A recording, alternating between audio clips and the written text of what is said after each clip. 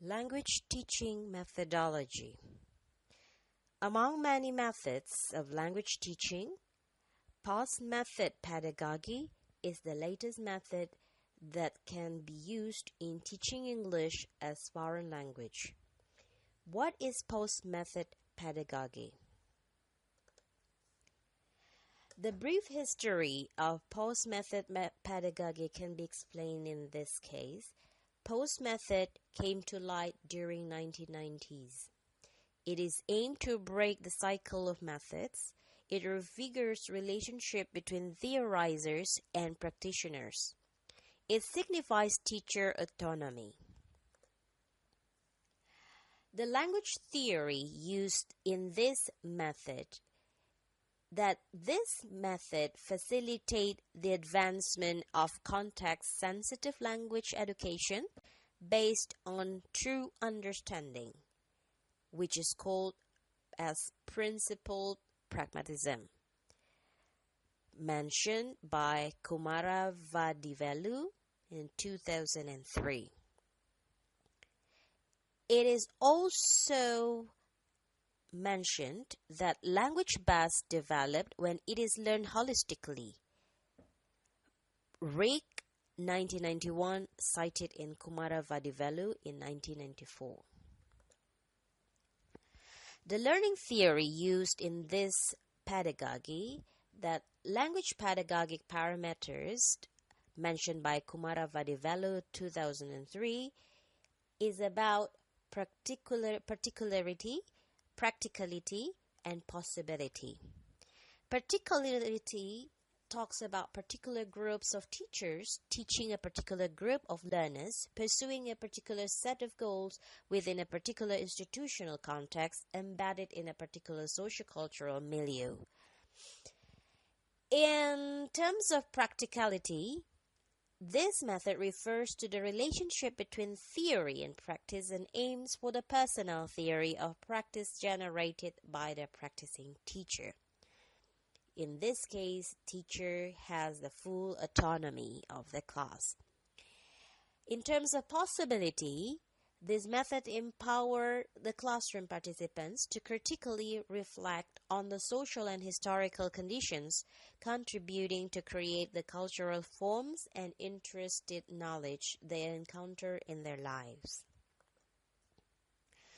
The strategic framework in this method is about maximizing learning opportunities, minimizing perceptual mismatches, facilitating negotiated interaction, promoting learner autonomy, foster language awareness, activate intuitive heuristics, contextualizing linguistic input, integrating language skills, ensure social relevance, raising cultural consciousness.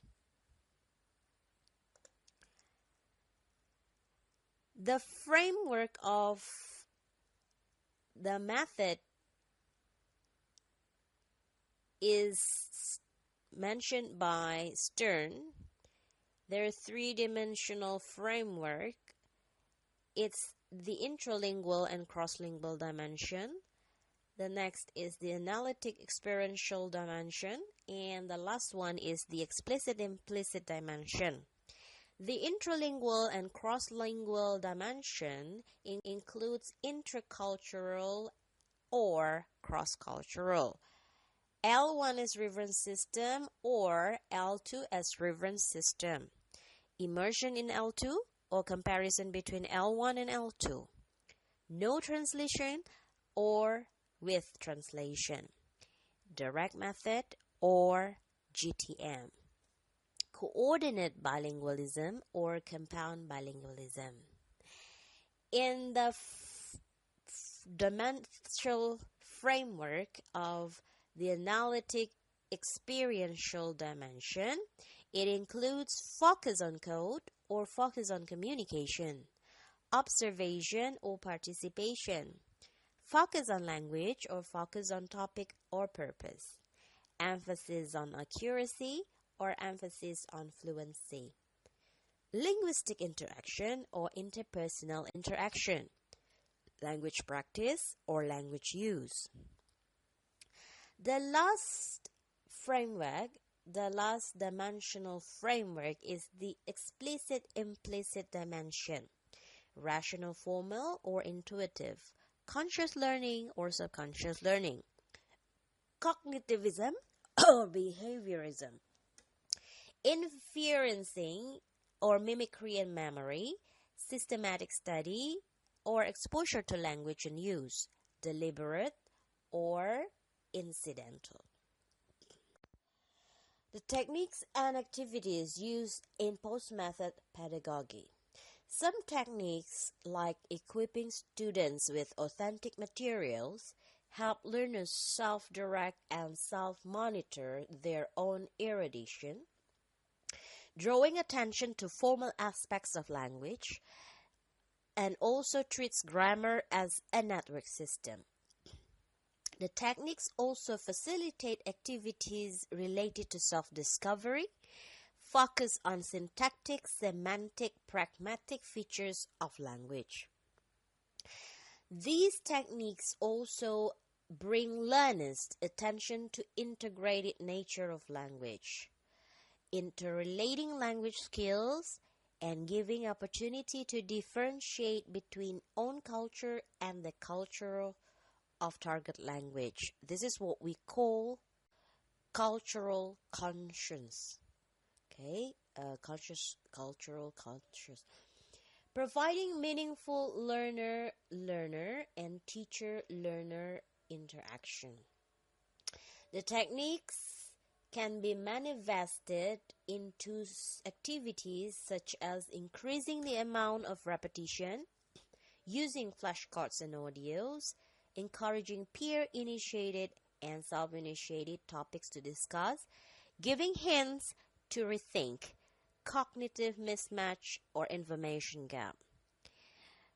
Allow learners to infer from rules, allowing them to encounter linguistic structure, writing statements using present tense marker.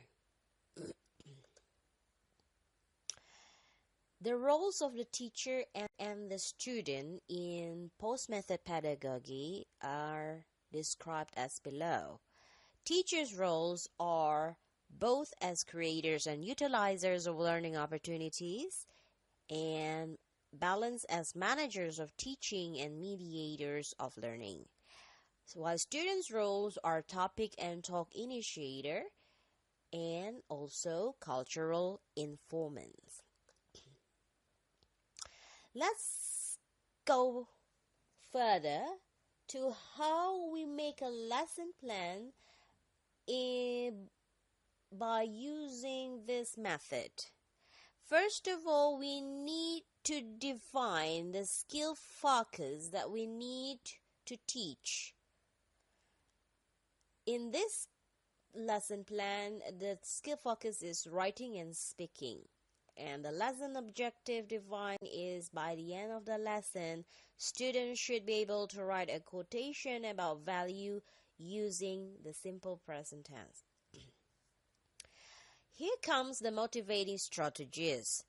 Teacher shows some pictures of quotes relating to values. Teacher elicits students' knowledge about the picture, and then teacher elicits prior knowledge about values from the students. After we finish with the motivating strategy, we will go further to presentation stage. In this stage, teacher shows the students some quotes using the simple present tense. For example, the human mind often creates problems that don't even exist. And then teacher makes a grammatical wrong sentence. For example, smiling to others are the simplest good deed to do.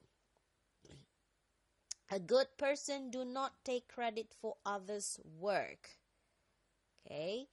And this is to support the self-discovery activity that students should do in order to learn by themselves from the error, from the mistakes found in the sentences.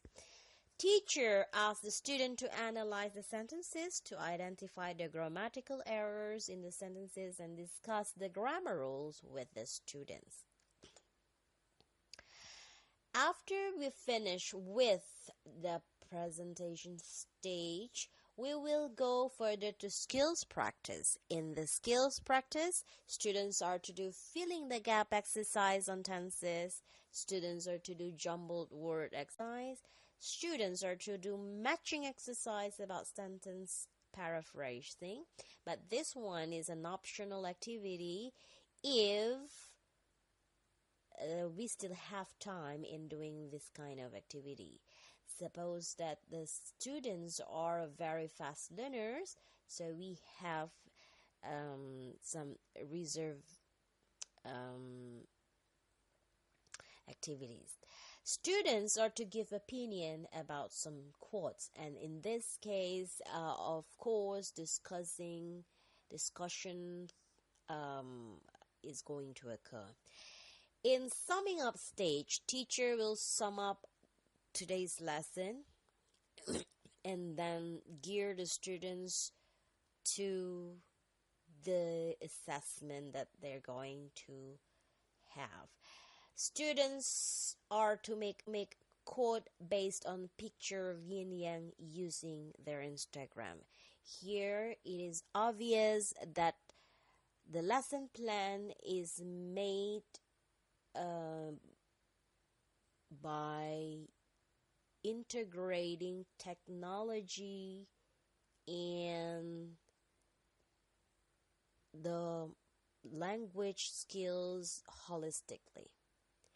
Thank you very much. That will be all about POS method pedagogy. Let's see some of the students' work based on the topic given. Here are the examples.